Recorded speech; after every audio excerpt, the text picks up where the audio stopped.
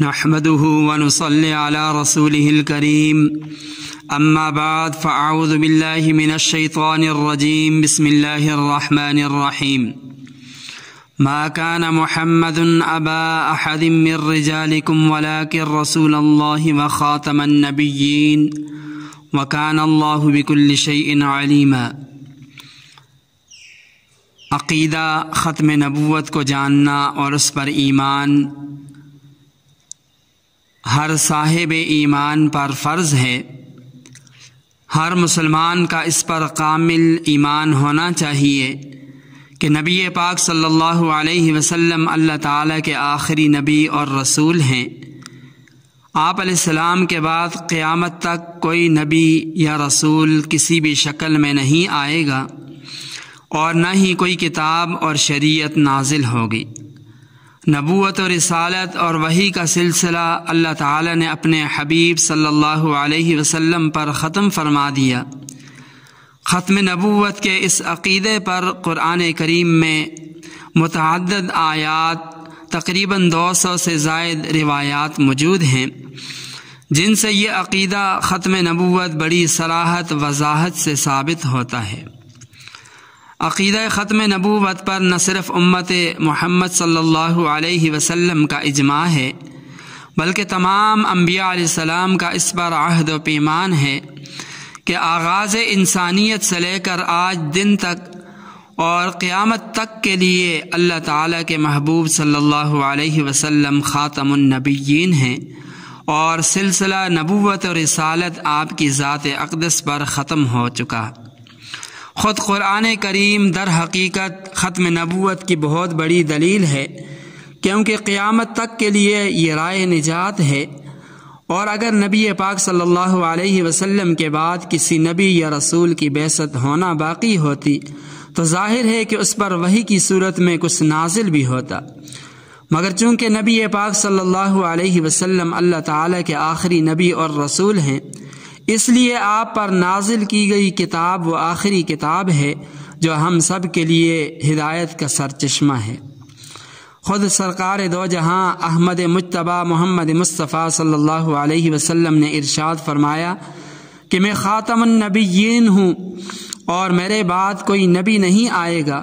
پھر آپ علیہ السلام نے فرمایا کہ بے شک میری اور مجھ سے پہلے انبیاء علیہ السلام کی مثال ایسے شخص کی طرح ہے کہ جس نے ایک گھر تعمیر کروایا، اس کو بہت عمدہ خوبصورت بنایا، لیکن ایک کونے میں ایک اینٹ کی جگہ رہنے دی۔ لوگ اس گھر کے گرد چکر لگاتے ہیں، خوشی کا اظہار کرتے ہیں، تعجب کرتے ہیں اور کہتے ہیں کہ یہ آخری اینٹ کیوں نہیں لگا دی؟ پس میں ہی وہ آخری اینٹ ہوں اور میں ہی وہ آخری نبی ہوں۔ معلوم ہوا کہ جو کوئی اب سے قیامت تک نبوت کا دعویٰ کرے وہ جھوٹا، کذاب اور پوری امت کا متفقہ فیصلہ ہے کہ وہ واجب القتل، دجال اور کافر قادیانی ہے۔ سامعین محترم، خلیفہ اول سیدنا ابو بکر صدیق رضی اللہ تعالی عنہ نے ان جھوٹے کذابوں کے خلاف جنگ کی، ان کو واصل جہنم فرمایا، اور اندازہ لگائیں کہ یہ کتنا اہم مسئلہ ہے کہ اس جنگ میں سینکڑوں حفاظ صحابہ کرام شہید ہوئے۔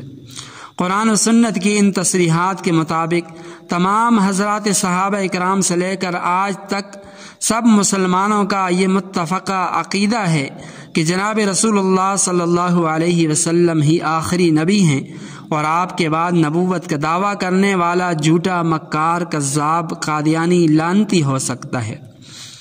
نبی پاک صلی اللہ علیہ وسلم کے وصال کے بعد تمام صحابہ کرام اور امت کا پہلا اجماع اسی مسئلے پر ہوا کہ محمد عربی صلی اللہ علیہ وسلم خاتم النبیین ہے اور نبوت کا کوئی بھی دعوے دار خارج از اسلام ہے۔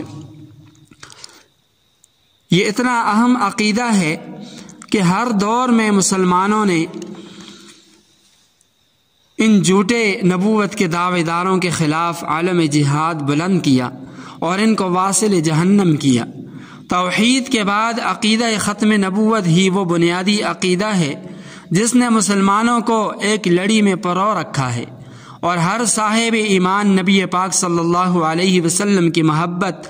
اور ختم نبوت کو دنیا آخرت کی نجات کا سرچشمہ سمجھتا ہے، اور جب بھی اس عقیدے پر کوئی زد پڑتی ہے تو پوری دنیا کے مسلمان متحد نظر آتے ہیں اور اس کے تحفظ کے لیے اپنا سب کچھ قربان کرنے کے لیے میدان عمل میں نکل آتے ہیں، کیونکہ ایک مومن کی قیمتی متاع نبی پاک صلی اللہ علیہ وسلم کی ذات اقدس سے محبت ہے۔ ناظرین مکرم، عقیدہ ختم نبوت کا تحفظ اتنا اہم اور اتنا ضروری ہے کہ اس کا اندازہ آپ اس سے لگائیں کہ ہمارے اکابر نے اس کے لیے کتنی کوششیں کی۔ صحابہ کرام سے لے کر آج تک اس عقیدے کے تحفظ کے لیے کتنی محنتیں اور کوششیں ہوئیں۔ حضرت مولانا شمس الحق افغانی رحمہ اللہ فرماتے ہیں کہ جب علامہ سید انور شاہ کشمیری رحمہ اللہ کا آخری وقت تھا، کمزوری بہت زیادہ تھی، چلنے کی طاقت بالکل نہیں تھی، لیکن فرمایا کہ مجھے دارالعلوم دیوبند کی مسجد میں پہنچا دے۔ چنانچہ حضرت کو ایک چارپائی پر لپالکی پر اٹھا کر دارالعلوم کی مسجد میں لایا گیا۔ اس وقت حضرت نے 2 باتیں ارشاد فرمائیں۔ پہلی بات تو یہ فرمائی کہ تاریخ اسلام کا جس قدر مطالعہ کیا، اسلام میں 1400 سال کے اندر جس قدر فتنے پیدا ہوئے، فرمایا قادیانی فتنہ سب سے بڑا فتنہ اور سنگین فتنہ ہے۔ دوسری بات یہ فرمائی کہ نبی علیہ السلام کو جتنی خوشی اس شخص سے ہوگی جو اس فتنے کے ختم کرنے کے لیے اپنے آپ کو وقف کر لے گا، تو نبی پاک صلی اللہ علیہ وسلم اس کے دوسرے اعمال کی نسبت اس کے اس عمل سے زیادہ خوش ہوں گے۔ اور پھر آخر میں جوش میں آ کر فرمایا کہ جو کوئی اس فتنے کی سرکوبی کے لیے اپنے آپ کو لگا دے گا، اس کی جنت کا میں ضامن ہوں۔ حضرت مولانا اشرف علی انور شاہ کشمیری رحمہ اللہ کے بارے میں لکھا ہے کہ حضرت ختم نبوت کے کام کو اپنی مغفرت کا سبب بتایا کرتے تھے اور فرمایا کرتے تھے کہ اگر ہم ختم نبوت کا کام نہ کریں تو گلی کا کتا ہم سے بہتر ہے۔ آپ اپنے شاگردوں سے عقیدہ ختم نبوت کے تحفظ اور رد قادیانیت کے لیے کام کا عہد لیا کرتے تھے اور فرمایا کرتے تھے کہ جو شخص قیامت کے دن رسول اللہ صلی اللہ علیہ وسلم کے دامن شفاعت سے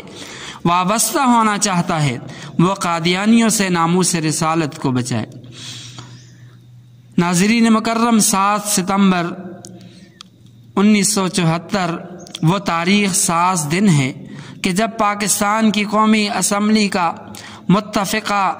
فیصلہ کن اجلاس ہوتا ہے اور ٹھیک 4:30 بجے تمام ارکان اسمبلی متفقہ طور پر قادیانیوں کو غیر مسلم اقلیت قرار دے کر دائرہ اسلام سے خارج کر دیا۔